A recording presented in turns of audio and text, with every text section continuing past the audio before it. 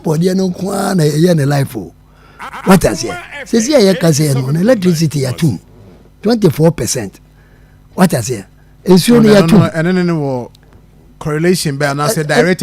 what with the ono because the one wakoto awon ono so de no eba be shim yes so onya what then because ono be electricity no 200 everybody na be krom no electricity role play we mo electricity no are part of ono ne life ono ne expenditure apart from say driver ni na gene de no ono wo ba be du fia ni nsuo no ano won ko otua 100 cedis no and nsuo no otua 120 kanya na nanka was otua 100 cedis no and otua 124 enti say ne mani nyina be ka ne bed ne ho I was what they can say be ya end of the month no ono so betimi anya ba bi de na asi no ne ne ye ne ma no atimi atena enti aban no se ye a wo se ye hu aban ne ho wo se ye hu aban ne ho se aban ni momo tete ne niam so na aban na wo se enema akoso obi antete ne de so no wo so what wo de so wo lances na wo kwa renew na se bibia yatum ama wo unsuo watum 18%. What and I want to add 28%. No, what is so for? I didn't double 8%. What the first I could do 28. What 28 as my test for? No, the answer is what is we? What is to say? If you know 8 no buy no better so at the bar 3 and obey bar 7 now. They are buy not so. But what to me my consistent increment up to 28%. Now could do 28 no near casa at any board here was in my test for 4%. Now you would say a test for 4. Effective one casa life. We expenditure we in no. A cow BPA will be a piano so who say a banner or tesono. So what first and near man or per se a co ye no teswa. In insurance on teso. A key thing in trading. Fool. Abayi ba eso atiso na obusa say fuwa no affect ma me na okofa niam na na so in this case not affect the woman you mentioned that as part of component or the me pa so se bia wo beti ma se niam na okofa no the understanding is that above for more e wo say driver ni no tene de so wo say me ba now no so kofa o benefit but in this chain mu no obia ni wa abaya ye ne de but obia no why willing to do or because abaya no atutu no so ne niam I be affect driver no wo kana asem no and the driver no apart from say wato petrol na ne bo for no and the spare parts no say the me ya kasa kan the spare parts no so koso spare parts na no so koso no obeka cho say ono so ni utilities bi ni ade no so akoso abana niam ne koso a emfa won say the obeka say mate petrol so ebe ba be hye baabi aya elimination by substitution no no was what I say sir so wo me petrol no na wo te me petrol ni so na me manu school nsem no ni sika sem ukosoro na my friend saying me electricity kosoro me suo ne kosoro me license kosoro me spare parts me koto e kosoro definitely no ono so bepe baabi a odi say ska no so be shika kakra obetimi meet ends aya normal lifestyle what I say it wanye ni sa na so be catch me say o ba man so watete kania so ntino me mentete me ayi so a me tete so abede na timi ayi bede na timi ayi and then it is na wo ye no ono mo ya adwe so mo tete so o da bi the point na say ono no oye na wo koto no oye no ebo no ye nte so ma no eti bede no expect ono say ono so ekoto sa the same oye no ne bia engine oil fanisa engine oil no ye nte so no no akoto dia begum o se amanso wate petrol so nti no meso mentime de so eti mum ye hye ni ye sade no ye hye free so ho dia ba ye hye mra na meboa obi a ya nya ni sa na se ekokasa abanse no a aban ne ma wo ka no reflect wo from ho benefit no ema dollar cost from yes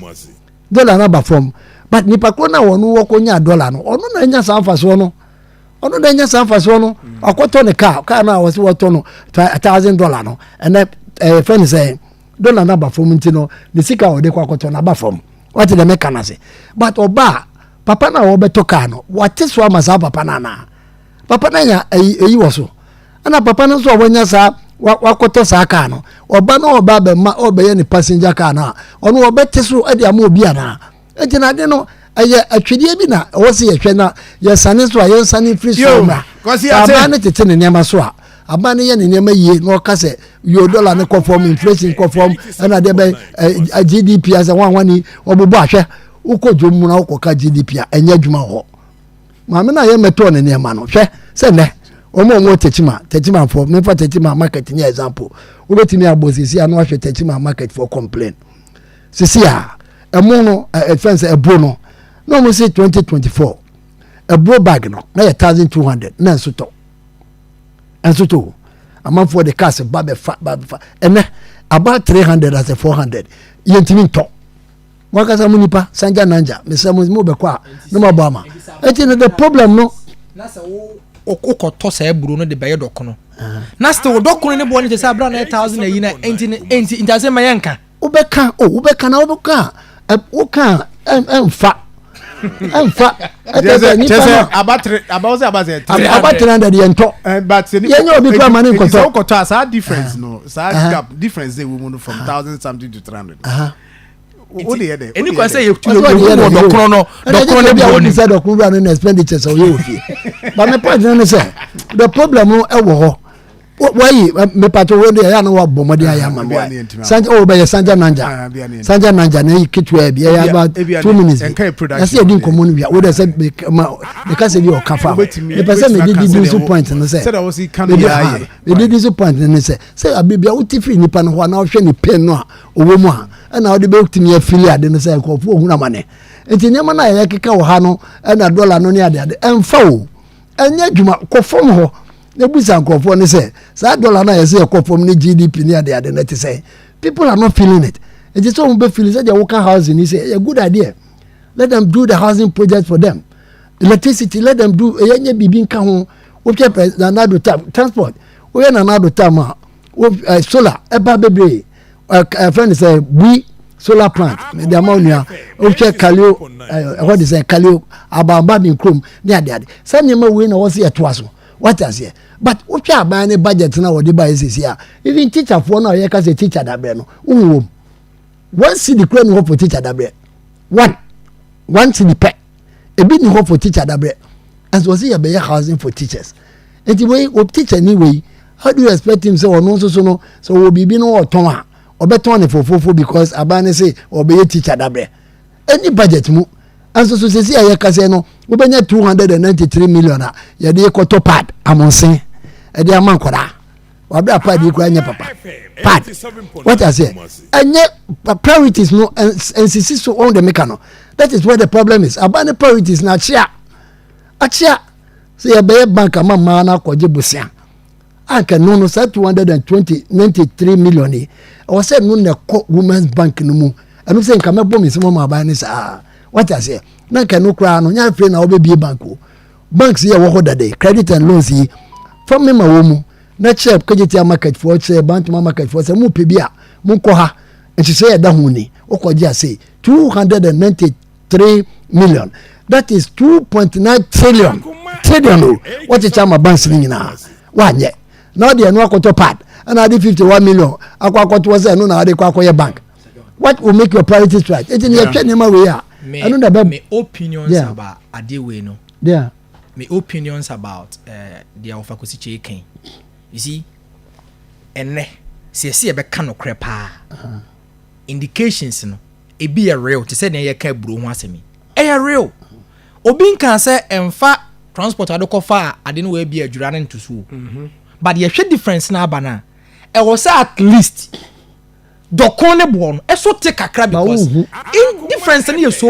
wide gap ne so yes gap with and it's a maintain ebro ne dokon ne bo no sane atie ye ne abra na 1000 and something cedis no per bag na wonya abro na wo ye den anya abro wonya abro na wo ye den because that difference gap kakakai that's still e ye wo den so be ka say ene dokono 7 cedis no me dia ba 5 cedis a wa bra difference wo nyina aba wo ska wo nyina aba wo said I don't say crowd is I don't say crowd what problem the NDC for pay do aninka wo say ye 11 cedi what problem and when you document politics on the by was can document ye 1 cedi but we say why Sir John yeah my system na achia Sir John yeah my own yeah wo can Sir John yeah my own document boy the 1 cedi wo dey be na cedi o mo pay aduane politics en kwa no me say ye nko back na yeah my own